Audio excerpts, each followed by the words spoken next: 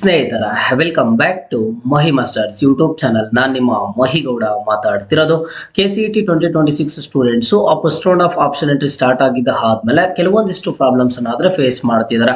ಅಂದ್ರೆ fees payment ಅಲ್ಲಿ ಆಗಿರ್ಬೋದು, ಕಾಲೇಜ್ ಸೆಲೆಕ್ಷನ್ ಅಲ್ಲಿ ಆಗಿರ್ಬೋದು, ಕೆಲವೊಂದಿಷ್ಟು ಕಾಲೇಜಸ್ ಶೋ ಆಗ್ತಿಲ್ಲ ಅಂತ ಹೇಳಿ, and option entry last date ಬಗ್ಗೆ ಆಗಿರ್ಬೋದು, ಸಾಕಷ್ಟು ಡೌಟ್ಸ್ ಆದ್ರೆ ಇರುವಂತದ್ದು. ಇವತ್ತಿನ ಈ ವಿಡಿಯೋದಲ್ಲಿ ಎಲ್ಲ ಕಂಪ್ಲೀಟ್ ಅಪ್ಡೇಟ್ಸ್ ಅನ್ನ ಕೊಡ್ತೀನಿ. ಎಲ್ಲ ಅಪ್ಡೇಟ್ಸ್ ನಿಮ್ಗೆ ಇಂಪಾರ್ಟೆಂಟ್ ಆದ್ರೆ ಆಗಿರುತ್ತೆ first round of option entry ಕುರಿತು. ಸೊ ವಿಡಿಯೋ ಖಂಡಿತವಾಗ್ಲೂ ಹೆಲ್ಪ್ ಆಗುತ್ತೆ. ವಿಡಿಯೋನ ಕೊನೆವರೆಗೂ ನೋಡಿ ಅಂಡ್ ಹಾಗೇನು ಚಾನಲ್ಗೆ ಲೈಕ್ ಸಬ್ಸ್ಕ್ರೈಬ್ ಅನ್ನ ಆದ್ರೆ ಮಾಡ್ಕೊಳ್ಳಿ.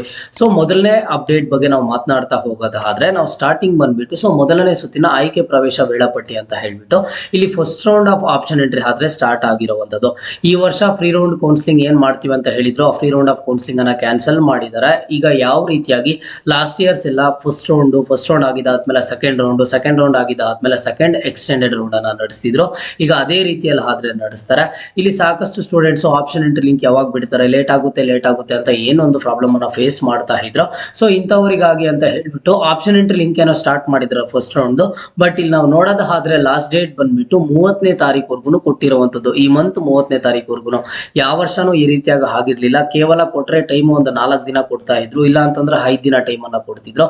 ಬಟ್ ಈ ವರ್ಷ ಏನ್ ಮಾಡಿದ್ದಾರೆ ಅಂತ ಅಂದ್ರೆ ಇಲ್ಲಿ ಬಂದ್ಬಿಟ್ಟು ಟೋಟಲ್ ಆಗಿ ಒಂದು 30ನೇ ತಾರೀಕುವರೆಗೂ ಕೊಟ್ಟಿರುವಂತದ್ದು. ಅಪ್ರಾಕ್ಸಿಮೇಟ್ಲಿ ನಮ್ಗೀಗ ಇನ್ನು 10 ದಿನ ಆದ್ರೆ ಟೈಮ್ ಇರುವಂತದ್ದು ಒಂದು ಆಪ್ಷನ್ ಎಂಟ್ರಿ ಏನಾದ್ರೆ ಮಾಡ್ಕೊಳ್ಳೋದಕ್ಕೆ. ಸೊ ಇವತ್ತು 22, ಇನ್ನು ಕೇವಲ 8 ದಿನ ಟೈಮ್ ಇದೆ ಒಂದು ಆಪ್ಷನ್ ಎಂಟ್ರಿಯನ್ನ ಮಾಡೋದಕ್ಕೆ. ಸೊ ಈಗ ಸ್ಟೂಡೆಂಟ್ಸ್ ಏನ್ ಪ್ರಾಬ್ಲಮ್ ಅನ್ನ ಫೇಸ್ ಮಾಡ್ತಿದ್ದಾರೆ ನಿನ್ನೆಯಿಂದ ಅಂತ ಅಂದ್ರೆ, ಇಲ್ಲಿ ಕೆಲವೊಬ್ರು ಒಂದು ಫೀಸ್ ಪೇಮೆಂಟ್ ಮಾಡೋದಕ್ಕೆ ಹೋದ್ರೆ ಫೀಸ್ ಪೇಮೆಂಟ್ ಆಗ್ತಿಲ್ಲ ಅಂತ ಹೇಳ್ತಿದ್ದಾರೆ. ಈಗ ನೀವು ಆಪ್ಷನ್ ಎಂಟ್ರಿ ಪೇಜ್ಗೆ ಲಾಗಿನ್ ಆಗ್ತೀರಾ, ನಿಮ್ಮೆಲ್ಲ ಒಂದು ಡೀಟೇಲ್ಸ್ ಅನ್ನ ಕೊಟ್ಟು ನಿಮ್ಮ ಫೇಸ್ ವೆರಿಫಿಕೇಶನ್ ಮಾಡಿಕೊಂಡು ಲಾಗಿನ್ ಆಗಿದ ಆದ್ಮೇಲೆ ನೆಕ್ಸ್ಟ್ ಬಂದ್ಬಿಟ್ಟು ಇಲ್ಲಿ ನಿಮ್ಗೆ ಅಲರ್ಟ್ ಅಂತ ತೋರಿಸ್ಬಿಟ್ಟು 750 rupees ಫೀಸ್ ಅನ್ನ ಪೇ ಮಾಡಬೇಕು ಅಂತ ಅಲ್ಲಿ ತೋರಿಸುತ್ತೆ. ಈಗ ಅಲ್ಲಿ ಯಾರಿಗಾದ್ರೂ ಆಪ್ಷನ್ ತೋರಿಸ್ತಾ ಇಲ್ಲ ಅಂತ ಅಂದ್ರೆ ನೀವು ಫೀಸ್ ಪೇಮೆಂಟ್ ಮಾಡಿದ್ರು, ನಿಮ್ ಫೀಸ್ ಪೇಮೆಂಟ್ ಕಂಪ್ಲೀಟ್ ಆಗಿದ್ರು ಸಹ ಅಲ್ಲಿ ನಿಮ್ಗೆ ಆಪ್ಷನ್ ಎಂಟ್ರಿ ಮಾಡೋದಕ್ಕೆ ಒಂದು ಈ ರೀತಿಯಾಗಿ ತೋರಿಸ್ತಾ ಇಲ್ಲ ಅಂತ ಅಂದ್ರೆ ಅಲ್ಲಿ ಕಾಲೇಜ್ ಲಿಸ್ಟ್ ಆಡ್ ಮಾಡೋದಕ್ಕೆ ನೀವು ಇಮಿಡಿಯೇಟ್ಲಿ KE ಅವ್ರನ್ನ ಕಾಂಟ್ಯಾಕ್ಟ್ ಮಾಡಬೇಕಾಗುತ್ತೆ.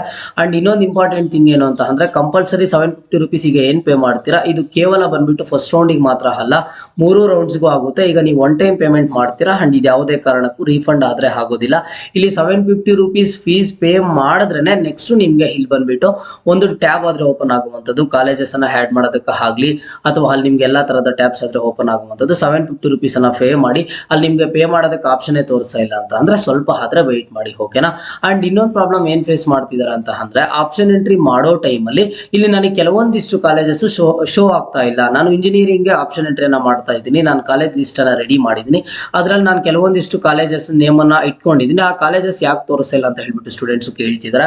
ಸೊ KE ಅವರು ಈಗ ಒಂದೊಂದಾಗಿ ಈಗ ಕೆಲವೊಂದಿಷ್ಟು ಕಾಲೇಜ್ ಅವರು ಸೀಟ್ ಮ್ಯಾಟ್ರಿಕ್ಸ್ ಅನ್ನ ಪ್ರೊವೈಡ್ ಮಾಡಿರೋದಿಲ್ಲ, ಹಾಗಾಗಿ ಏನ್ ಮಾಡಿರ್ತಾರೆ ಅವರು ಅಲ್ಲಿ ಬಂದ್ಬಿಟ್ಟು ಅವರ ಒಂದು ಕಾಲೇಜಸ್ ಅನ್ನ ಶೋ ಮಾಡ್ತಾ ಇರೋದಿಲ್ಲ. ಈಗ ಅದು ಅಂಡರ್ ಪ್ರೊಸೆಸ್ ಅಲ್ಲಿ ಇರೋದ್ರಿಂದ ಕಾಲೇಜಸ್ ಅನ್ನ ಆಡ್ ಮಾಡ್ತಾ ಹೋಗ್ತಾರೆ. ನೀವು ಸ್ವಲ್ಪ ವೆಯ್ಟ್ ಮಾಡಿ ಸರ್ಚ್ ಮಾಡ್ತಾ ಇರ್ಬೇಕಾಗುತ್ತೆ ಅಷ್ಟೇ, ಮತ್ತೆ ಹೋಗಿ ನೀವು ಟ್ರೈ ಮಾಡ್ಬೇಕಾಗುತ್ತೆ. ಎಲ್ಲಾ ತರದ ಕಾಲೇಜಸ್ ಸಹ ಅಲ್ಲಿ ನಿಮಗೆ ಶೋ ಆಗುತ್ತೆ, ನೀವು ಆರಾಮಾಗಿ ಆಪ್ಷನ್ ಎಂಟ್ರಿ ಲಿಸ್ಟ್ ಗೆ ಆಡ್ ಮಾಡ್ಕೋಬಹುದು. ಈಗ ಸದ್ಯಕ್ಕೆ ನೀವು ಆಪ್ಷನ್ ಎಂಟ್ರಿ ಲಿಸ್ಟ್ ಅಲ್ಲಿ ಯಾವ ಕಾಲೇಜಸ್ ಅನ್ನ ಆಡ್ ಮಾಡಬೇಕು ಆಡ್ ಮಾಡ್ಕೊಳ್ಳಿ. ಮತ್ತೆ ಈಗ ನಿಮ್ಗೆ ಯಾವ ಕಾಲೇಜ್ ಬೇಕೋ ಅದೇನೀಗ ವೆಬ್ಸೈಟ್ ಅಲ್ಲಿ ಶೋ ಆಗ್ತಾ ಇಲ್ಲ ಅಲ್ವಾ, ಅದ್ ಮತ್ತೆ ತೋರಿಸುತ್ತೆ, ಅವಾಗ ನೀವು ಅದ್ರ ಕಾಲೇಜ್ ಲಿಸ್ಟ್ ಅನ್ನ ಆಡ್ ಮಾಡ್ಕೋಬಹುದು ಆಗಿರುತ್ತೆ.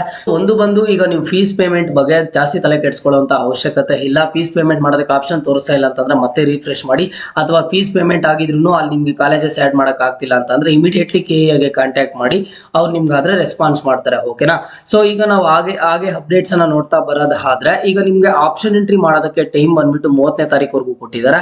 Once option entry link close ಆಗಿದ್ದ ಆದ್ಮೇಲೆ ನೆಕ್ಸ್ಟ್ 4 days ಆಗಿದ್ದ ಆದ್ಮೇಲೆ ನಿಮ್ಗೆ ಮಾರ್ಕ್ ಅಲಾಟ್ಮೆಂಟ್ ರಿಸಲ್ಟ್ಸ್ ಅಂತ ಕೊಡ್ತಾರೆ. ಸೊ ಏನಿದು ಮಾರ್ಕ್ ಸೀಟ್ ಅಲಾಟ್ಮೆಂಟ್ ರಿಸಲ್ಟ್ಸ್ ಅಂತ ಹೇಳಿ ನಿಮ್ಗೆಲ್ಲ ಡೌಟ್ ಬಂದಿರಬಹುದು. ಈಗ ನೀವೇನು ಆಪ್ಷನ್ ಎಂಟ್ರಿ ಮಾಡ್ತಿರೋ 30ನೇ ತಾರೀಕುವರೆಗೂ ನೀವು ಮಾಡಿರುವಂತಹ ಆಪ್ಷನ್ ಎಂಟ್ರಿಗೆ ಯಾವ ಕಾಲೇಜಲ್ಲಿ ಸೀಟ್ ಸಿಗ್ಬೋದು ಅಂತ ಹೇಳ್ಬಿಟ್ಟು ಜಸ್ಟ್ ರಿಸಲ್ಟ್ ಆದ್ರೆ ಬರುತ್ತೆ. ನೀವು ಮಾರ್ಕ್ ಸೀಟ್ ಅಲಾಟ್ಮೆಂಟ್ ರಿಸಲ್ಟ್ ಇಟ್ಕೊಂಡು ಒಂದು ಕಾಲೇಜ್ಗೆ ಅಡ್ಮಿಷನ್ ತಗೊಳ್ಳೋದಿಕ್ಕಾದ್ರೆ ಆಗೋದಿಲ್ಲ. ಹೌದು, ನೀವು ಕೇಳ್ತಿರುವಂತಹ ಇನ್ಫಾರ್ಮೇಶನ್ ನಿಜಾನೇ. ಇದು ಮಾರ್ಕ್ ಸೀಟ್ ಅಲಾಟ್ಮೆಂಟ್ ರಿಸಲ್ಟ್ಸ್ ಏನು ಅಂತ ಅಂದ್ರೆ temporary seat allotment results. So students ಗೊತ್ತಾಗ್ಲಿ ಅವ್ರು ಮಾಡಿರುವಂತಹ ಆಪ್ಷನ್ ಎಂಟ್ರಿಗೆ ಅವ್ರಿಗೆ ಸೀಟ್ ಸಿಗುತ್ತಾ ಇಲ್ವಾ, ಅಥವಾ ಸಿಕ್ಕಿದ್ರೆ ಯಾವ ಸೀಟ್ ಸಿಗುತ್ತೆ ಏನೋ ಅಂತ ಹೇಳ್ಬಿಟ್ಟು ಮಾರ್ಕ್ ಸೀಟ್ ಅಲಾಟ್ಮೆಂಟ್ ಅಲ್ಲಿ ನಿಮಗೆ ಗೊತ್ತಾಗುತ್ತೆ. ನೆಕ್ಸ್ಟ್ ಮಾರ್ಕ್ ಅಲಾಟ್ಮೆಂಟ್ ರಿಸಲ್ಟ್ಸ್ ಬಂದಿದ ಆದ್ಮೇಲೆ ನೆಕ್ಸ್ಟ್ ಏನ್ ಮಾಡ್ತಾರೆ ಅಂತ ಅಂದ್ರೆ ಮತ್ತೆ ಒಂದು 3 to 4 days ಟೈಮ್ ಅನ್ನ ಕೊಡ್ತಾರೆ. ಆ 3 to 4 days ಟೈಮ್ ಕೊಟ್ಟಾಗ ನೀವು ಈಗಾಗಲೇ ಏನ್ ಆಪ್ಷನ್ ಎಂಟ್ರಿ ಮಾಡಿರ್ತೀರಾ, ಆಪ್ಷನ್ ಎಂಟ್ರಿ ಮಾಡಿದಾದ್ಮೇಲೆ ಮಾರ್ಕ್ ಅಲಾಟ್ಮೆಂಟ್ ರಿಸಲ್ಟ್ಸ್ ಬಂದಿರುತ್ತೆ. ಆ ಮಾರ್ಕ್ ಅಲಾಟ್ಮೆಂಟ್ ಅಲಾಟ್ಮೆಂಟ್ ರಿಸಲ್ಟ್ಸ್ ನೋಡ್ಕೊಂಡು ನೀವು ಏನೇನೆಲ್ಲ ಚೇಂಜಸ್ ಬೇಕೋ ಚೇಂಜಸ್ ಅನ್ನ ಮಾಡ್ಕೋಬಹುದು. ಮತ್ತೆ ಹೊಸದಾಗಿ ಆಪ್ಷನ್ ಎಂಟ್ರಿ ಮಾಡುವಂತ ಅವಶ್ಯಕತೆ ಇಲ್ಲ.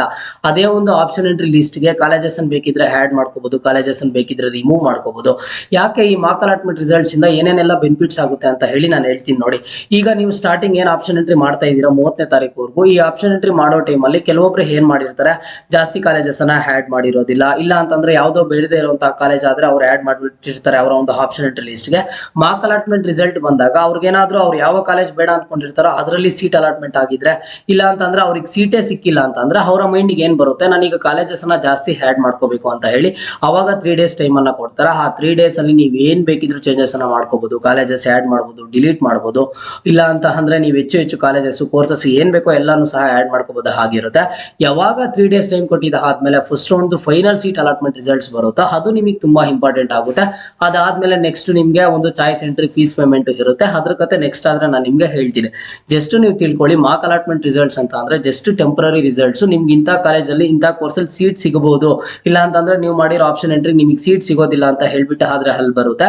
ಅಂಡ್ ಇದ್ರಲ್ಲಿ ಇನ್ನೊಂದು ಟ್ವಿಸ್ಟ್ ಏನು ಅಂತ ಅಂದ್ರೆ, ಈಗ ಮಾರ್ಕ್ ಅಲಾಟ್ಮೆಂಟ್ ರಿಸಲ್ಟ್ಸ್ ಬರುತ್ತೆ. ಮಾರ್ಕ್ ಅಲಾಟ್ಮೆಂಟ್ ರಿಸಲ್ಟ್ಸ್ ಬಂದಿದ್ದ ಆದ್ಮೇಲೆ ಈ 3 days ಟೈಮ್ ಏನ್ ಕೊಟ್ಟಿರ್ತಾರೆ, ಆ 3 days ಟೈಮ್ ಕೊಟ್ಟಾಗ ನೀವೇನು ಚೇಂಜಸ್ ಮಾಡಿಲ್ಲ, ಒಂಚೂರು ಸಹ ಏನು ಚೇಂಜಸ್ ಮಾಡಿಲ್ಲ, ಹಂಗೆ ಆಪ್ಷನ್ ಎಂಟ್ರಿನ ಬಿಟ್ಬಿಟ್ಟಿದ್ದೀರಾ ಅಂತ ಅಂದ್ರೆ ಮಾರ್ಕ್ ಅಲಾಟ್ಮೆಂಟ್ ಅಲ್ಲಿ ಯಾವ ಸೀಟ್ ಸಿಕ್ಕಿರುತ್ತೋ 99% ಅದೇ ಒಂದು ಸೀಟ್ ಆದ್ರೆ ನಿಮಗೆ ಸಿಗುತ್ತೆ.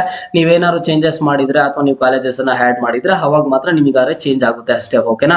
ಸೊ ಈಗ ಜಸ್ಟ್ ನೀವು ಮಾರ್ಕ್ ಅಲಾಟ್ಮೆಂಟ್ ರಿಸಲ್ಟ್ ಬಗ್ಗೆ ಮಾತ್ರ ತಿಳ್ಕೊಳ್ಳಿ. ಅಂಡ್ ಆದಷ್ಟು ಕಾಲೇಜಸ್ ಅನ್ನ ಜಾಸ್ತಿ ಆಡ್ ಮಾಡೋದಕ್ಕೆ ಹೋಗಿ. ಅಂಡ್ ವೆಬ್ಸೈಟ್ ಕರೆಕ್ಟ್ ಆಗಿ ಓಪನ್ ಆಗ್ತಾ ಇಲ್ಲ, ಅನ್ಆಥರೈಸ್ಡ್ ಆಕ್ಸೆಸ್ ಅಂತ ಬರ್ತಾ ಇದೆ, ಆಪ್ಷನ್ ಎಂಟ್ರಿ ಲಿಂಕ್ ಕರೆಕ್ಟ್ ಆಗಿ ವರ್ಕ್ ಆಗ್ತಿಲ್ಲ ಅಂತ ಅಂದ್ರೆ ಸುಮ್ಮನೆ ಅರ್ಜೆಂಟ್ ಆಗಿ ಆಪ್ಷನ್ ಎಂಟ್ರಿ ಮಾಡೋದಕ್ಕೆ ಹೋಗ್ಬೇಡಿ. ಇನ್ನೂ ತುಂಬಾ ದಿನ ಟೈಮ್ ಇರುವಂತದ್ದು. ಜಸ್ಟ್ ಈಗ ನೀವು ಏನ್ ಮಾಡ್ಬೇಕು, ಕಾಲೇಜ್ ಲಿಸ್ಟ್ ಅನ್ನ ರೆಡಿ ಮಾಡ್ಕೊಂಡು ಒಂದೊಂದಾಗಿ ಕಾಲೇಜಸ್ ಅನ್ನ ಆದ್ರೆ ಆಡ್ ಮಾಡ್ತಾ ಹೋಗಿ. ಓಕೆನಾ? ಸೊ ಇದು ಇವತ್ತಿನ ಇಂಪಾರ್ಟೆಂಟ್ ಅಪ್ಡೇಟ್ಸ್. ಕೌನ್ಸಿಲಿಂಗ್ ಕುರಿತು ನಿಮ್ಗೆ ಏನೇ ಡೌಟ್ಸ್ ಇರ್ಲಿ, ಈಗ ಏನ್ ಪ್ರಾಬ್ಲಮ್ ಅನ್ನ ಫೇಸ್ ಮಾಡ್ತಿದ್ದೀರಾ ಎಲ್ಲ ಕಮೆಂಟ್ಸ್ ಅನ್ನ ಮಾಡಿ, ನಾನು ಖಂಡಿತವಾಗ್ಲೂ ಸಪರೇಟ್ ವಿಡಿಯೋ ಮಾಡಿ ಆದ್ರೆ ತಿಳಿಸ್ಕೊಡ್ತೀನಿ. ಇದು ಇವತ್ತಿನ ಮಾಹಿತಿ ಆಗಿತ್ತು. ಮುಂದೆ ಎಲ್ಲ ರೀತಿಯ ಹೆಚ್ಚಿನ ಅಪ್ಡೇಟ್ಸ್ ಜೊತೆಗೆ ಸಿಗ್ತಾ ಇರೋಣ. ಅಲ್ಲಿಯ ತನಕ take care and keep watching Mahi masters for more updates.